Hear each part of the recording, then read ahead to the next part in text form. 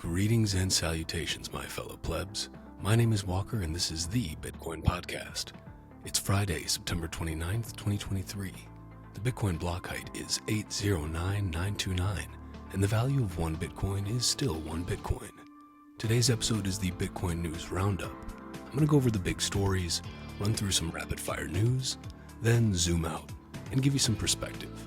You can find all the links and accounts mentioned in this episode via the article version of the show, linked in the show notes, or by going to bitcoinpodcast.net/words. And of course, you can always watch the Bitcoin Podcast on Rumble or YouTube, or listen to it on fountain.fm or wherever you get your podcasts. If you do listen to the Bitcoin Podcast on Fountain, consider giving the show a boost or creating a clip of something you found interesting. For those that have boosted the show already, or zapped me on Noster, thank you. Moving forward, I'll accept questions, topics, or general funny comments from the top boosts I receive on Fountain. If you haven't checked out Fountain yet, I highly recommend it. You can send Bitcoin to your favorite podcasters and earn Bitcoin just for listening. Without further ado, let's get into the Bitcoin News Roundup.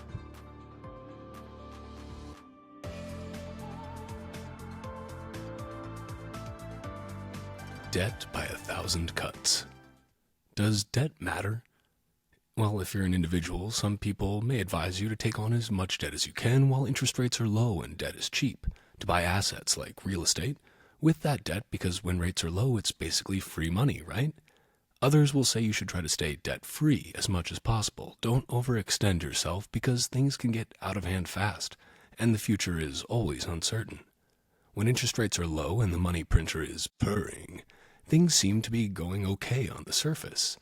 But when the Fed decides to raise rates at a historically fast pace like they are now, things start to look a little less rosy. So what does the household debt situation look like in the U.S. right now? On September 13th, the Kobayashi letter reported, the U.S. now has a record $17.1 trillion in household debt, record $12 trillion in mortgages, record $1.6 trillion in auto loans, record $1.6 trillion in student loans, record $1.0 trillion in credit card debt. The average house payment is about to hit $3,000 a month for the first time in history. All as oil prices are up 40% in 3 months, mortgage rates hit 7.5%, and credit card rates are at a record 25%. Borrowing more debt is not the solution to high inflation. This is unsustainable. So, the household debt situation is looking pretty bleak. But what about government debt? Well, if you are the government suckling off the teat of the taxpayer, or one of the state-sponsored fiat economist stooges, you'll likely say, debt doesn't matter, it's just money we owe ourselves, or some other idiotic thing like that. Remember, the government does not produce anything. We, the taxpayers, produce value, and the government takes an ever-growing chunk of the fruits of our labor to finance their ever-growing bureaucracy and the military-industrial complex, because it's always hungry. But they also spend more than they take in from us, and so they must borrow money to make up the difference between the tax revenue they take in and the massive amount they spend. So, just how much debt has the U.S. government accumulated? On September 23rd, the Kobayashi letter reported, U.S. national debt has jumped by nearly $1 trillion per month since the debt ceiling crisis came to an end in June. Total U.S. debt is now up $10 trillion since 2020. To put this in perspective, it took the U.S. 232 years to add the first $10 trillion in debt. The worst part? The debt ceiling is effectively uncapped until 2025 in the latest debt ceiling agreement. Deficit spending has no limits until 2025. If we see a recession, we could easily see $50 trillion in U.S. debt within 5 years. Why is this not getting more attention? And on September 25th, the Kobayashi letter reported, total U.S. debt has jumped by $100 billion since it crossed $33 trillion exactly 1 week ago. That's $14.3 billion per day being added to the U.S. debt over the last week. Add in $3 billion per day in interest expense, and that's over $17 billion per day. Meanwhile, deficit spending has become so large that the U.S. is issuing $2 trillion in bonds over 6 months, which is driving rates higher. Simultaneously, the U.S. is refinancing debt at current rates which have more than doubled. U.S. debt and interest expense are on track for exponential growth.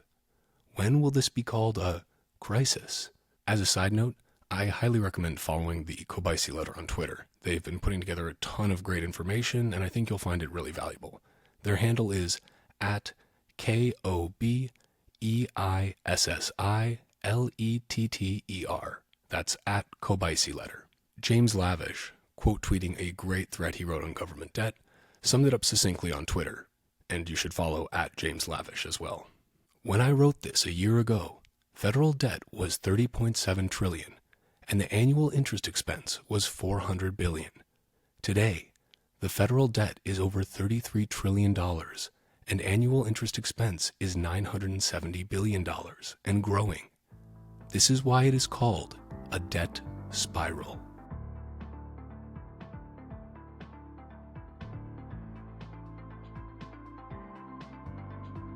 The hypocrisy of Chase. Earlier this week, Chase Bank sent out a notice to their customers in the UK stating that they will no longer be allowed to purchase cryptocurrencies using debit cards or through bank transfers. Here's what the notice said. To help keep you and your money safe from fraud and scams, we're changing the types of payments you can make from Chase. From 16 October 2023, if we think you're making a payment related to crypto assets, we'll decline it. If you'd still like to invest in crypto assets, you can try using a different bank or provider instead. But please be cautious, as you may not be able to get the money back if the payment ends up being related to a fraud or scam. We've made this decision because fraudsters are increasingly using crypto assets to steal large sums of money from people. Declining these payments is one of the ways we're helping keep you and your money safe. Now, it's important to note that the crypto industry is rife with fraud and scams. If you're new to all this and want to understand the difference between Bitcoin and crypto, I have a whole episode dedicated to that. TLDR, Bitcoin and crypto are not the same, and don't let anyone tell you otherwise. I'm not going to focus on that distinction today. Instead, I want to point out the blatant hypocrisy displayed by Chase, because earlier this week, it was announced that JP Chase just settled their Jeffrey Epstein sex trafficking lawsuit with the U.S. Virgin Islands for $75 million. Via CNBC, JP Chase said it will pay $75 million to settle a lawsuit by the U.S. Virgin Islands, alleging that the American bank facilitated and benefited from the sex trafficking of young women by its longtime customer, Jeffrey Epstein. JP Chase, whether it's the US or UK division, claims they care about fraud and scams. They want to keep you safe because they're the good guys, right? But in reality, JP Chase is one of the worst facilitators of crime in existence. Don't believe me? Here's a rundown of just some of their dirty dealings over the last couple decades. 2002. JP Chase settles with investors for $2.2 billion over its role in the Enron scandal. 2003.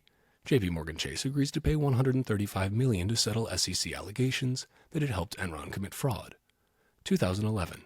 JP pays $153.6 million to settle SEC charges of misleading investors in CDO tied to U.S. housing market. 2012. JP paid $5.29 billion over mortgage practices related to the 2008 financial crisis. 2013. The London whale trading scandal.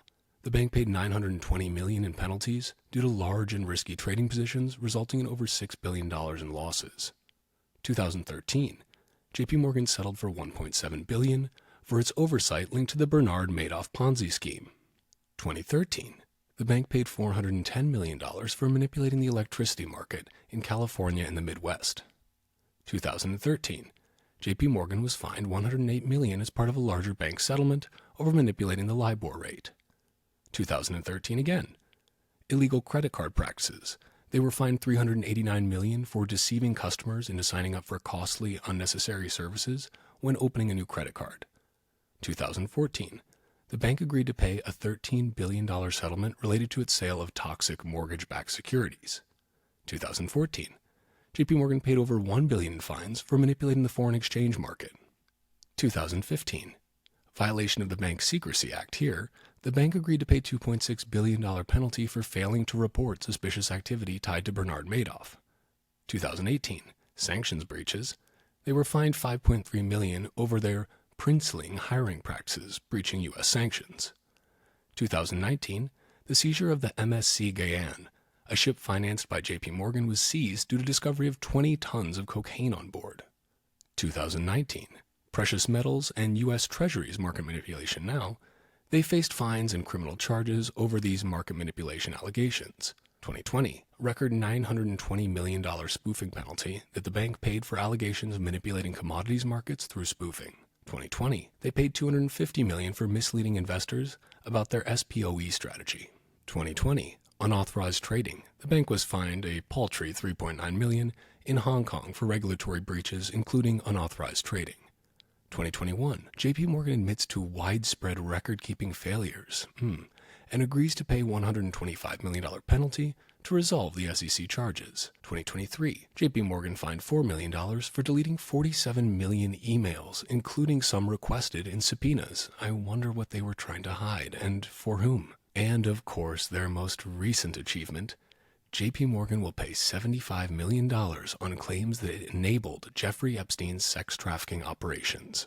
I feel like I need to take a shower after reading all those, but here's the point in sharing these stories, of which there are many, many more. Big bankers like to claim that Bitcoin is only used by criminals and it's only good for money laundering. But in reality, the biggest money launderers and criminal supporters on the planet are bankers. And they do it all with fiat money. No Bitcoin required.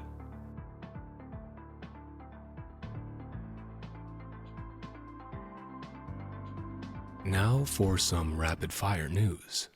Via Bitcoin Archive, Bitcoin mining energy mix is now plus 50% from sustainable sources, according to Bloomberg Intelligence. Via CK Snarks, HRF, the Human Rights Foundation, gifts 19 BTC, $505,000, via its Bitcoin Development Fund to support 15 projects worldwide, targeting global education, Bitcoin Core, DLCs on Lightning, eCash, and scholarships. For some Nostr news from Will Kasserin, aka JB55, someone built a Hacker News for Nostr. So cool. Here he links oddbean.com.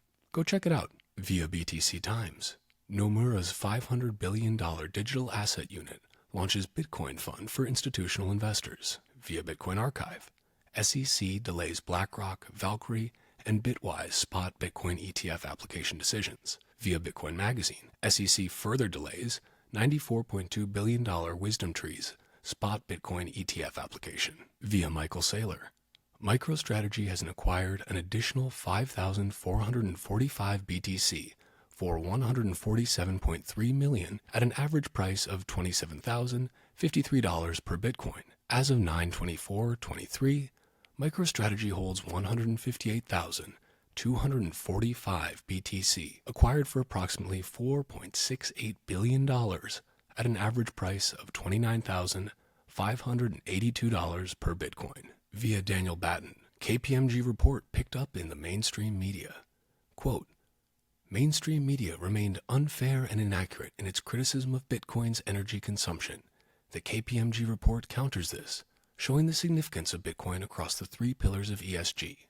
Here, Daniel links to the article on Yahoo News. Via Bitcoin Archive, Bitcoin miner Core Scientific buys 27,000 Bitcoin mining rigs for $23 million in cash and $53.9 million equity investment.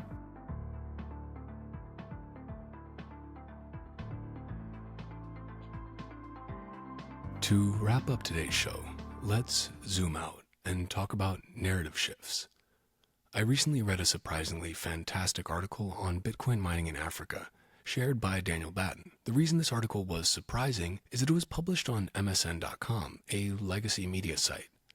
I want to read a couple excerpts from this article, written by Stephen Sidley, entitled The Surprising, Simple Answer to Africa's Rural Energy Problems, Bitcoin Mining.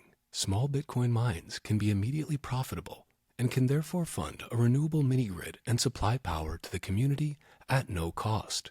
And, if this seems too good to be true, it gets even better. Bitcoin mines are unlike any other industry. They can live anywhere, and if the energy is stranded, uncontested, and free, you have a perfect marriage where everyone benefits: the community, the investors, even the Bitcoin bros.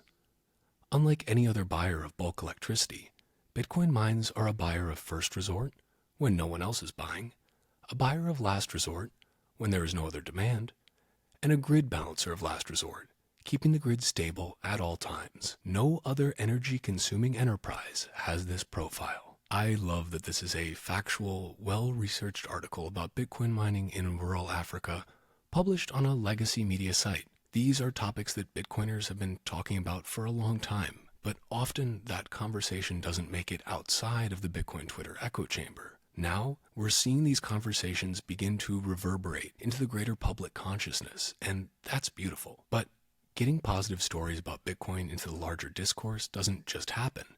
It requires hard work.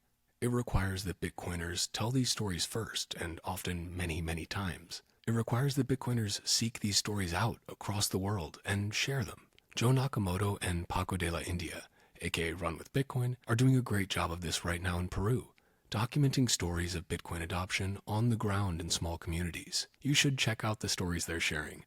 You'll learn something and laugh a lot along the way, guaranteed. Riki and Laura, aka the Bitcoin Explorers, are two other Bitcoiners currently traveling the world, sharing stories about the realities of Bitcoin adoption on the ground, the good, the bad, and the ugly. They just published a great piece on btctimes.com about their experiences in Turkey. I encourage you to check them out as well. You can grab all their links in the article version of this episode at bitcoinpodcast.net/words. The great thing about Bitcoin is that it is fundamentally based in truth. As Bitcoiners, we don't need to make up imaginary tales about why Bitcoin is good. We just have to continue telling the truth and wait for more people to listen.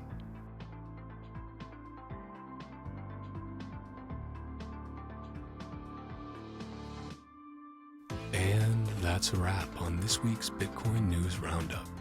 If you are a Bitcoin-only company interested in sponsoring another fucking Bitcoin podcast, head to bitcoinpodcast.net. You can find me on Nostr by going to primal.net/walker. If you want to follow the Bitcoin Podcast on Twitter, go to @titcoinpodcast and @walkeramerica. You can also watch the video versions of this show at youtube.com/@walkeramerica and @walkeramerica on Rumble. Bitcoin is scarce. There will only ever be 21 million, but Bitcoin podcasts are abundant. So thank you for spending your scarce time to listen to another fucking Bitcoin podcast. Until next time, stay free.